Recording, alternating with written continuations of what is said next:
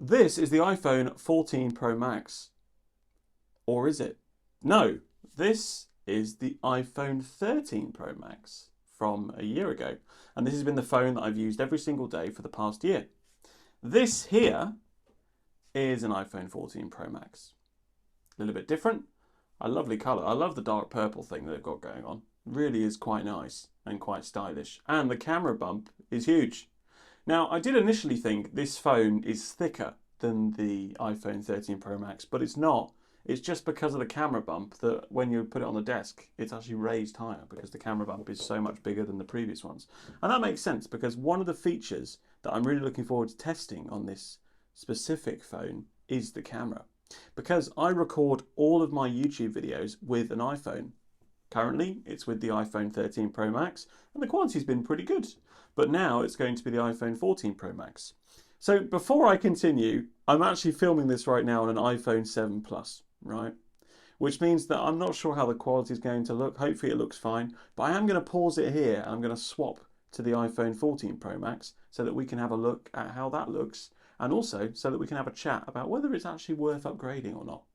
How's that? Any better? From a quality perspective? Well, I hope so, because it's the 14 Pro Max that's doing the video now. So let's have a chat then about the 14 Pro Max as a whole. Is it worth the upgrade if you're on a 13 Pro Max? Well, I'd probably say maybe, but that's a big maybe. It depends on your style. It also goes back to whether you like the latest or greatest, whether you're an Apple person or not, etc., etc. But one thing to consider is that some people just get the new phone every year, like me. I get the new phone every year. And actually, I don't choose to. It's not a choice. It's because my carrier sends me an email saying, new iPhone's out, you're on the annual refresh, have the new phone. So I'm like, yeah, great. And then the only thing I have to do is I have to either pay a small fee. When I say small, it's half the price of the phone because I paid for it 1 year in monthly installments. So quite substantial for some people, but pay the phone off, basically, if I want to keep it, or send the phone back to them. And what I tend to do, because my partner loves having my old phone, is pay it off and keep it around for a little bit, and then my partner takes that phone and she runs away with the money. I'm joking.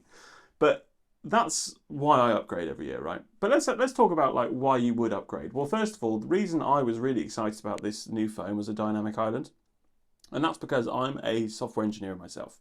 So I love making software, I love making great user experiences and all that kind of stuff. And for me, I absolutely love hardware and software working together. I'm so passionate about it. In fact, that's one of the reasons why I'm so Apple mad, is because they are the company that makes the best stuff with hardware and software integrated. So that's the first reason, is I was blown away by that. I thought that's great. I just want to try that. I want to use that on a daily basis because it looks fantastic. So far, I'm impressed with it. I think it's pretty cool. I think it's a great idea. The only thing I will say is that the Verge review is correct. I don't know if you know about the Verge. It's a YouTube channel, tech review channel. They also have a website and a magazine. But the Verge reviewer said that the difference between the dynamic island and the notch is the notch, you kind of just, your brain just gets rid of it. You don't notice it. Whereas now you do notice it. And that is true. You do notice it actually quite a lot. But still, it's not annoying. It's just, it's there, if that makes sense. So that's the first thing. Second thing is the camera upgrade. And we'll see how this video performs in terms of its quality as a result of the camera update. And then that's basically it, really. I mean, there's no other reason, I would say, unless you're a mountain hiker that goes out and needs that satellite thing. But then again, you have to live in the US for that. So if you don't live in the US like me, that's not going to work for you either. So I don't really think there's much else. I think they're the two features. So let's go back in time.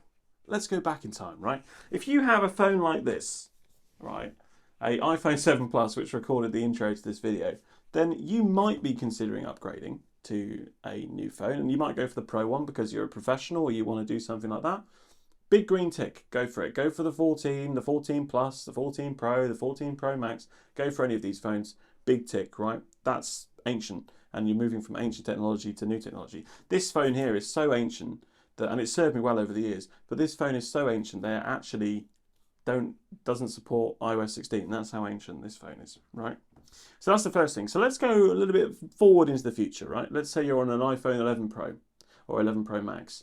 Big green tick. iPhone 12 Pro, Pro Max, big green tick. But when you get to that 13 Pro Max or 13 Pro, you do get those questions that I brought up earlier. So that's my initial synopsis into the iPhone 14 Pro Max. I love it. I think it's nice. I love the colour. I think it's great. Will I regret it? Probably not, because I use it all the time. I'm a sort of person that loves this sort of stuff, and I can't wait to really put the camera to the test. Who knows? The one thing you'll know if you subscribe to this YouTube channel and watch my other tech reviews is that all of my videos are made with the camera on the iPhone, so you'll notice the quality difference between the old one and the new one if you stick around and subscribe. And unfortunately, the box, well, I should say fortunately, the box is actually a relatively good size. So the worst thing about this phone is not the box for people that have watched my studio display video. Thanks very much. I'll catch you in another weird and wonderful way in the future. Bye-bye.